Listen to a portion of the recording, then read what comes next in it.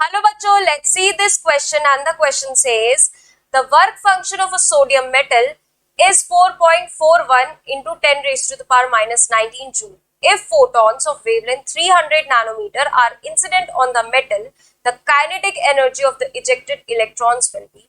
तो जो क्वेश्चन में बोला गया है कि वर्क फंक्शन जो है गिवन है 4.41 into 10 raise to the power minus 19 joule. ठीक है, ये हमें गिवन है वर्क फंक्शन. W नॉट भी बोल सकते हैं या फिर फाइव भी बोल सकते हैं. ये गिवन है 4.41 into 10 raise to the power minus 19 joule. आगे क्या बोला है कि if photons of wavelength 300 nanometre, अगर 300 नैनोमीटर की वेवलेंथ जो है इंसिडेंट होती है मेटल पर, तो काइनेटिक एनर्जी क्या होगी इजेक्टेड इलेक्ट्रॉन्स की. तो हमें पता है कि जितनी लाइट फॉल करती है, जिस वेवलेंथ की फोटोन फॉल करती है, नॉट लाइट, जिस वेवलेंथ की फोटोन यहाँ पर फॉल कर रही है वो इक्वल होती है वर्क फंक्शन के प्लस काइनेटिक एनर्जी के. मतलब जो वेवलेंथ, जिस वेवलेंथ की लाइट फॉल कर रही है वो इक्वल होती है सम के. किसके सम के? कि जितना उसको एनर्जी इलेक्ट्रॉन को मेटल सरफेस से बाहर निकालने के लिए चाहिए, यानी कि एच न्यू नॉट, और बाहर निकालने के बाद जो वो इलेक्ट्रॉन है जो वो वेलोसिटी पकड़ेगा उसके लिए काइनेटिक एनर्जी के लिए चाहिए. तो हम ये लिख सकते हैं. अब हमें निकालना है kinetic energy. H nu, kinetic energy is equals to H nu minus H nu not. H nu not की वैल्यू दे रखी है, that is 4.41 into 10 raise to the power minus 19 joule. H की वैल्यू क्या है होती है? प्लैंक्स कांस्टेंट है, गिवन भी है 6.63 into 10 raise to the power minus 34 joule second.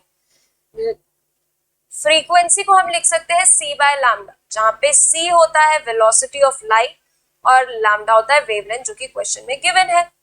चलिए लिखते हैं आगे. 3 जो स्पीड ऑफ लाइट है या वेलोसिटी ऑफ लाइट है वो लिखी है, गिवन है हमें 3 into 10 raise to the power 8 metre पर सेकेंड. अब वेवलेंथ का क्या होगा? वेवलेंथ की जगह 300 नैनोमीटर है, यानी कि हम लिख सकते हैं 300 into 10 raise to the power minus 9 metre, क्योंकि 1 मीटर में 10 की पावर माइनस 9 नैनोमीटर होते हैं. ठीक है, minus 4.41 into 10 raise to the power minus 19 joule. ठीक, यहाँ पे आएगा 6.63 into 10 raise 3 into 10 raise to the power minus 34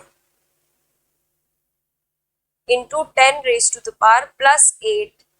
यह आएगा 300 की जगह हम लिख सकते हैं 3 इंटू 10 की पावर 2, 10 की पावर प्लस 2 माइनस 9, 10 की पावर माइनस 7 हो जाएगा, minus 4.41 into 10 raise to the power minus 19 joule. आखिर में जो आंसर निकल कर आएगा वो आएगा 6.626 into 10 raise to the power minus 19 joule, क्योंकि 3 से 3 कैंसिल हो जाएगा और इसको पूरे को सॉल्व करेंगे तो 10 raise to the power minus 19 आएगा, minus 4.41 into 10 raise to the power minus 19 joule. But हमें आंसर निकालना है 10 raise to the power minus 21. तो हमारा जो आंसर आएगा वो आएगा 2.22 into 10 raise to the power minus 19 joule.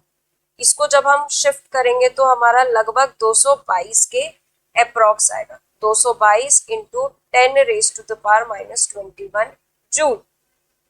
तो यहाँ पे हम फाइनल आंसर लिखेंगे 222. I hope all of you understand very well. Thank you and best of luck.